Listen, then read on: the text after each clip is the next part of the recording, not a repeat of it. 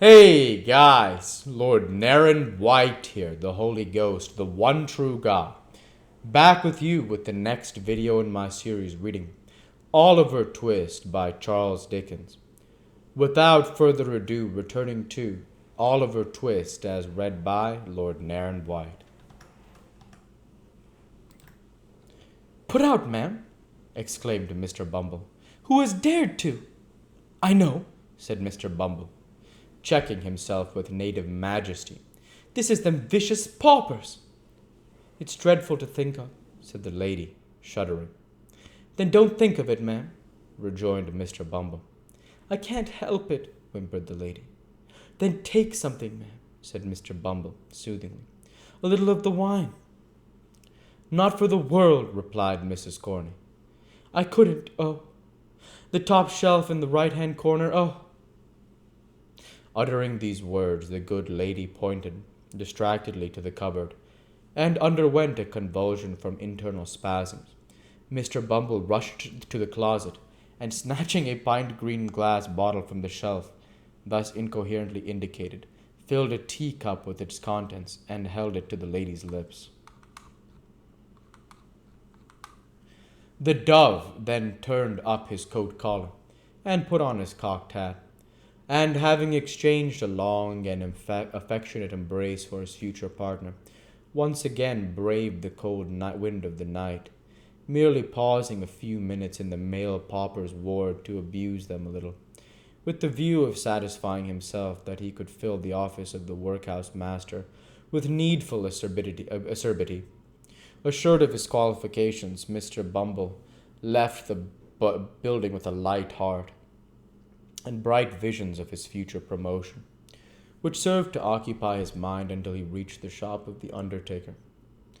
Now, Mr. and Mrs. Sowerberry have gone out to tea and supper, and Noah Claypool, not being at any time disposed to take upon himself a greater amount of physical exertion than is necessary to a convenient performance of the two functions of eating and drinking, the shop was not closed, although it was past the usual hour of shutting up. Mr. Bumble tapped with his cane on the counter several times, but, attracting no attention, and beholding a light shining through the glass window of the little parlor at the back of the shop, he made bold to peep in and see what was going forward. And when he saw what was going forward, he was not a little surprised. The cloth was laid for supper, the table was covered with bread and butter, plates and glasses, a porter pot, and a wine bottle. At the upper end of the table, Mr. Noah Claypool lolled negligently in an easy chair, with his legs thrown over one of the arms, an open clasp knife in one hand, and a mass of buttered bread in the other. Close behind him stood Charlotte, opening oysters from a barrel, which Mr. Claypool condescended to swallow with remarkable avidity. A more than ordinary redness in the region of the young gentleman's nose, and a kind of fixed wink in his right eye, denoted that he was in a slight degree intoxicated. These symptoms were confined by the intense relish with which he took his oysters, for which nothing but a strong appreciation of their cooling properties, in cases of internal fever, could have sufficiently accounted. "Here's a delicious fat one, Noah dear," said Charlotte. "Try him, do, only this one."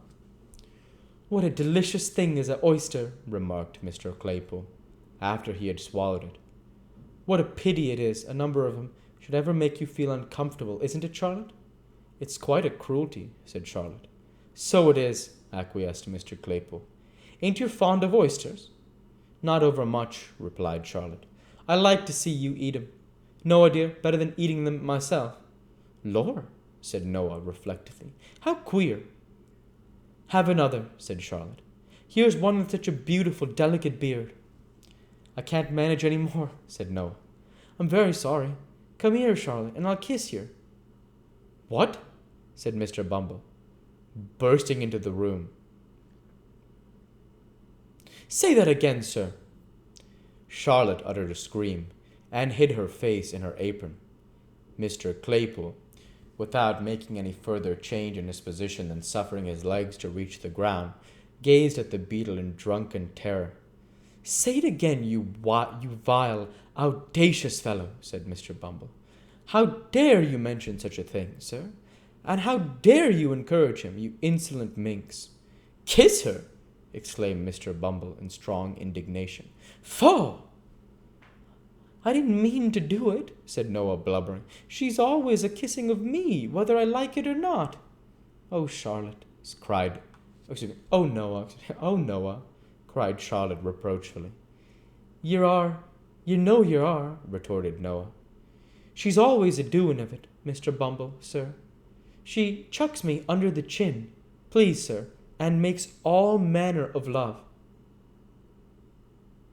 "Silence!" cried Mr. Bumble sternly. "Take yourself downstairs, ma'am. Noah, you shut up the shop. Say another word till your master comes home, at your peril, and when he does come home, tell him that Mr. Bumble said he was to send a old woman's shell after breakfast tomorrow morning. Do you hear, sir? Kissing," cried Mr. Bumble, holding up his hands. "The sin and wickedness of the lower orders in this parochial district is frightful. If Parliament don't take their abominable courses under consideration, this country's ruined, and the character of the peasantry gone forever." With these words the beadle strode, and with a lofty and gloomy air, from the undertaker's premises. And now that we have accompanied him so far on his road home, and have made all necessary preparations for the old woman's funeral, let us set on each foot a few inquiries after young Oliver Twist, and ascertain whether he be lying in the ditch where Toby Crackit left him. Chapter 28.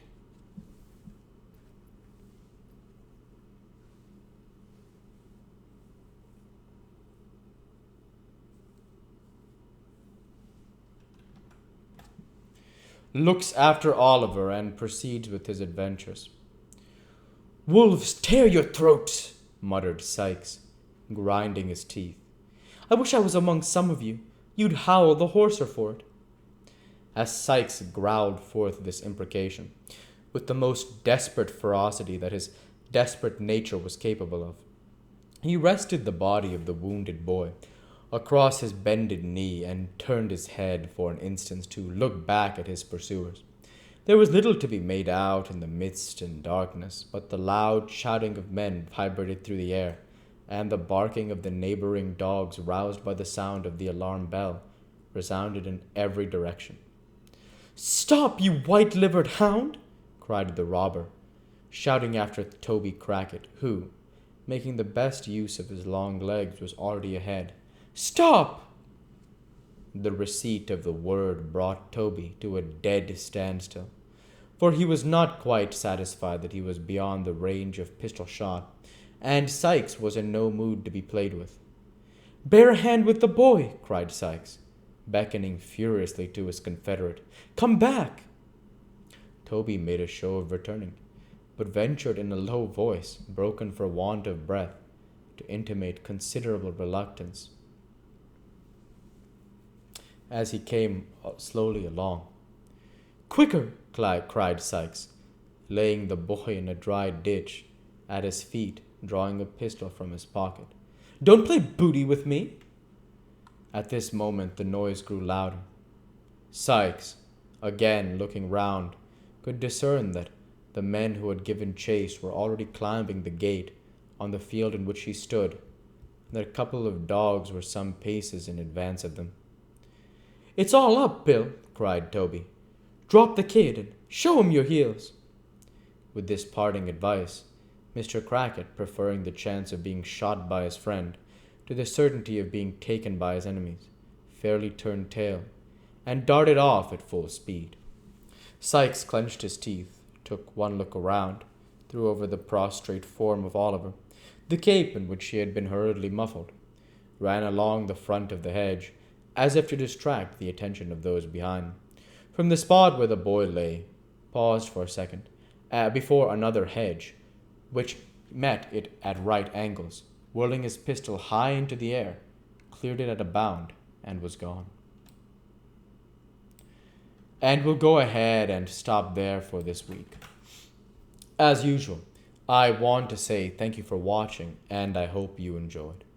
Please like, comment, and subscribe as it greatly helps the channel. Light be with you all. Take care and thanks again.